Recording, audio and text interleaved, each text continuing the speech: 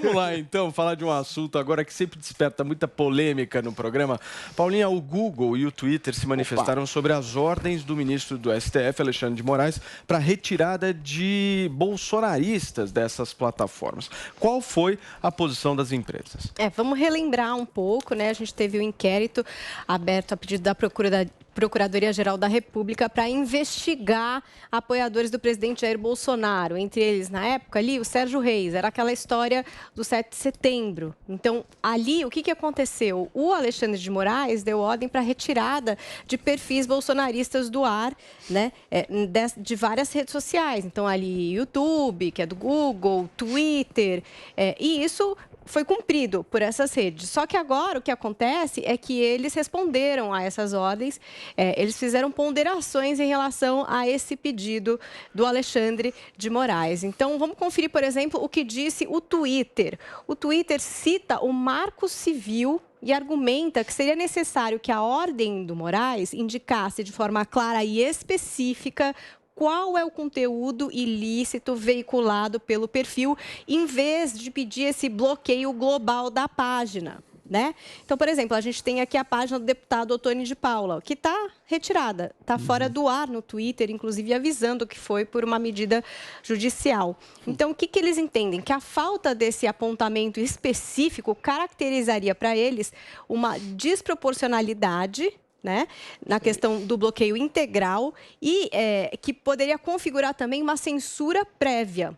Então, essa foi a posição do Twitter enviada ao Supremo. E o Google, que é o responsável pelo YouTube, também citou o Marco Civil da Internet, argumentou também que a decisão do Moraes não contempla 2 pontos da legislação. O primeiro ponto seria esse mesmo do Twitter, essa questão de partido genérico, pedir um bloqueio total da página sem apontar o conteúdo específico. E o segundo ponto também é a transferência da decisão da remoção de conteúdo para a Procuradoria-Geral da República e para a Polícia Federal, quando o correto deveria ser atender o dispositivo que exige a prévia apreciação do Poder Judiciário quanto à ilicitude do conteúdo. Então, esse é o ponto de vista dessas duas redes sociais que cumpriram a ordem, mas que agora trazem de volta aí essa linha de raciocínio. Muito bem, Paulinha. Zoe Martinez, como é que você viu essa fala do Twitter aí sobre essa possível censura prévia por parte do Alexandre de Moraes? Bom, até os censores reconhecem que os ministros foram longe demais, né? E que não é uma censura prévia, é uma censura mesmo, porque a partir do momento que você remove algum conteúdo da internet, pelo que a pessoa falou, não é uma prévia de uma censura, é uma censura. E sabemos muito bem que o começo e que depois não para mais.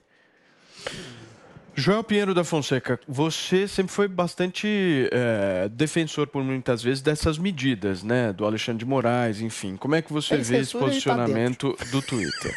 Eu acho, não, Paulo, eu sempre fui e tento ser bastante justo na divisão. Eu vou ganhar o tempo disso. É piada, eu ganhei, né, você me interrompeu piada, também. Né? É piada. Tem Vamos lá, eu tento sempre ser justo na analisar essas coisas. E o que a gente está vendo aqui nada mais é do que uma briga por poder. E é legítimo da parte das redes sociais. Elas querem ter a palavra única sobre o que pode ou não pode ser dito. O Twitter ele tem qualquer pudor de tirar pessoas, de tirar perfis, de deletar páginas, nenhum pudor. O YouTube também desmonetiza vídeos quando ele bem quer. Eu tenho vídeos desmonetizados no YouTube. Às vezes você falou uma palavra, você nem sabe qual é, parece ali que seu vídeo foi desmonetizado. Então, eles querem ter o poder total na mão. E o judiciário brasileiro, evidentemente, não está dentro deles. Portanto, vai gerar essa rixa. Essa rixa até, eu acho que ela gera uma discussão que pode ser benéfica para o Brasil. Eles trazem argumentos ali contra as decisões do Alexandre de Moraes. Mas olha que coisa, hein? Eu diria que das coisas que o Alexandre de Moraes tem feito, a que deveria levantar maior ou revolta, ou pelo menos uma discussão ou preocupação, são as prisões, concorda? A coisa mais séria é prender pessoas. O Twitter e o YouTube não estão nem aí para as prisões. Eles estão falando apenas... Eles não são juízes. Eles estão falando apenas... Exato, eles estão discutindo apenas a coisa menos importante. Mas eles não são juízes de quem prende... Mas eles estão dando argumentos jurídicos ali. Eles estão dando argumentos jurídicos, Adri. Estão dando argumentos jurídicos. Ou seja, não vejo aí uma preocupação tão grande com a ideia de uma censura, e sim uma luta por ter nas mãos das redes sociais o controle total. Agora, nas decisões do Alexandre de Moraes, Sérgio Reis incitou abertamente ao golpe de Estado. Roberto Jefferson incitou e instruiu o terrorismo no Brasil. Quem mais? Daniel Silveira ameaçou fisicamente agredir ministros. Tudo mentira. Sarah Winter. Vejam os vídeos. Sarah Winter disse que ia bater até ia atrás até das funcionárias da casa do Alexandre de Moraes. Gente, isso não é o Twitter, não é o YouTube que decide se isso pode ou não. É a lei brasileira que diz que isso é crime. Adriles. Quem diria, hein? A estagiária de cabelo azul está querendo, está achando que está sendo cerceada pelo estagiário careca. Eventualmente, Alexandre de Moraes é um censor mais agressivo que o próprio Twitter e Facebook, e eles estão sentindo na pele o que é isso. A censura, quando ela começa, e aí a Zoe tem plena razão, ela é um novelo de lã que vai se enrolando eternamente. Aí qualquer coisa, qualquer coisinha, se alguém diz que alguém merece ser, como o Daniel Silveira falou, ser surrado na rua, que é agressivo, mas não é um crime, se alguém diz que quer expulsar Satanás da igreja, como o Roberto Jefferson fez, se alguém diz como a Sarah Winter, se alguém diz como a Sarah Winter que quer dar uns tabefes no ministro, uma alegoria clara, esse alguém é preso.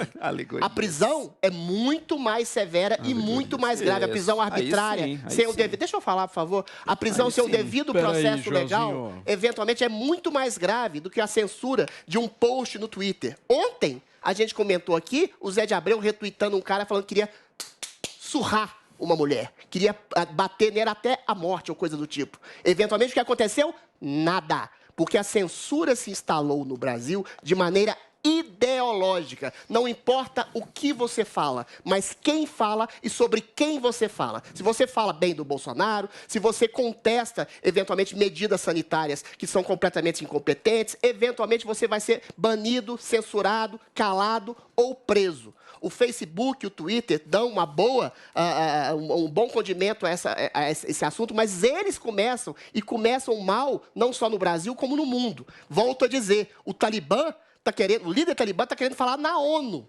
O líder talibã fala e tem viva voz no Twitter, no Facebook e no Instagram. O Donald Trump, que nunca fez rigorosamente nada de agressivo, foi banido. Ou seja, existe uma censura político-ideológica que permeia as redes sociais e o ativismo judicial, não só no Brasil, como no mundo. Isso se chama globalismo. Aí você está misturando algumas coisas, Adriles. Vamos lá. E isso eu até entendo das redes sociais. Se tem um cara que é um assassino, por exemplo, todo mundo sabe que ele é um assassino. O Twitter vai, por isso, tirar a conta dele? Não, porque o Twitter tira a conta do cara, não é se ele cometeu crimes. Ele ameaçou bater na mulher. Calma. De maneira explícita. Deixa eu explicar, deixa eu dar meu argumento. O Twitter, o cara é um ladrão de banco, ele perde a conta no Twitter? Não. O Twitter tira a conta se o cara, não é se ele fez crimes, se ele fez coisas horríveis, e sim se ele violou as regras do Twitter no Twitter.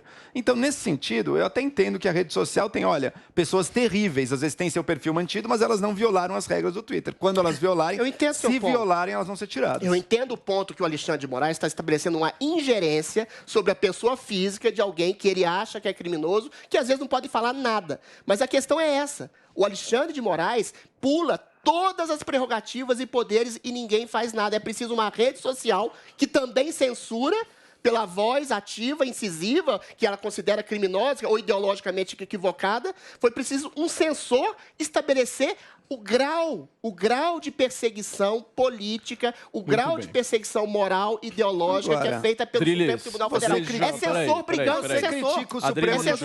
Você critica o Supremo todo dia, nunca foi perseguido. Até agora não. Porque não é por isso que a perseguição acontece. O que vale dessa discussão